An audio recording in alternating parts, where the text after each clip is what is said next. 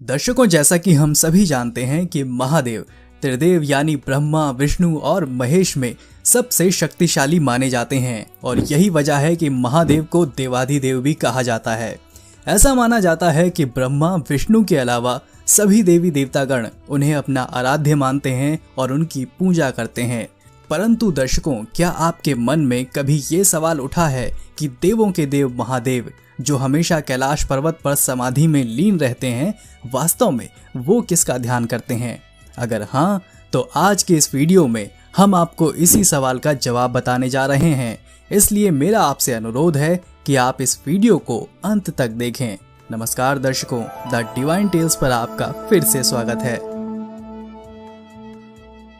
दर्शकों, आपने देखा होगा कि भगवान महादेव अक्सर समाधि में ही लीन रहते हैं और ऐसा माना जाता है कि उस वक्त वो अपने आराध्य देव का ध्यान करते हैं, जिसका वर्णन पद्म पुराण के उत्तराखंड में किया गया है। पद्म पुराण में वर्णित कथा के अनुसार एक बार माता पार्वती ने महादेव जी से पूछा कि प्रभु, कृपया करके ये बताइए कि आप जब भी समाधि में लीन रहते हैं तो आप किसका ध्यान करते हैं? तब महादेव जी ने कहा कि देवेश्वरी, मैं तुम्हारे इस प्रश्न का उत्तर जल्द दूंगा।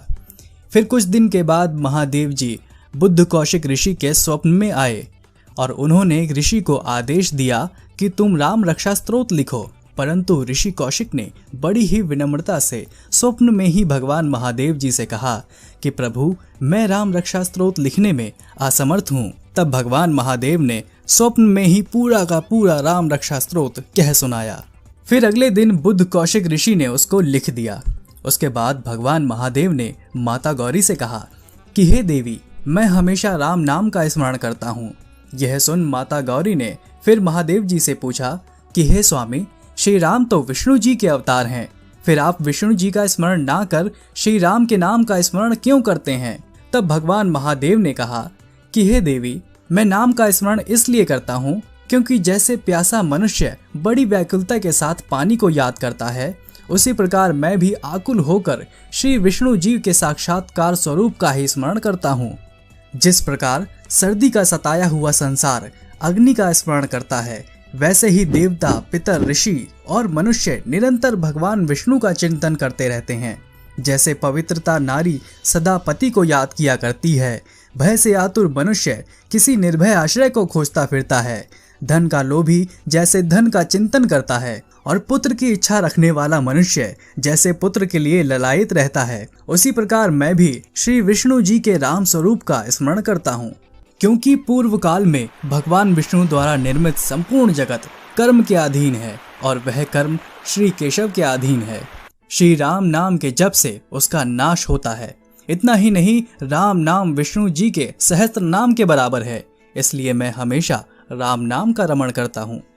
परंतु दोस्तों, यह एक अद्भुत संयोग ही है कि भगवान राम स्वयं भगवान शिव की आराधना करते हैं। आपने हमेशा देखा होगा कि हर जगह जहाँ भी राम का मंदिर होता है, वहाँ शिव की शिवलिंग अवश्य होगी। वह कभी भी शिव का स्मरण किए बिना कोई भी कार्य नहीं करते और वहीं भगवान शिव राम का स्मरण करते हैं। तो दोस्तों, आप समझ ही गए होंगे कि भगवान महादेव किसका ध्यान करते हैं। अगर समझ में आ गया हो तो वीडियो को ज़्यादा से ज़्यादा लाइक करें, शेयर करें और अगर आप हमारे चैनल पर नए हैं तो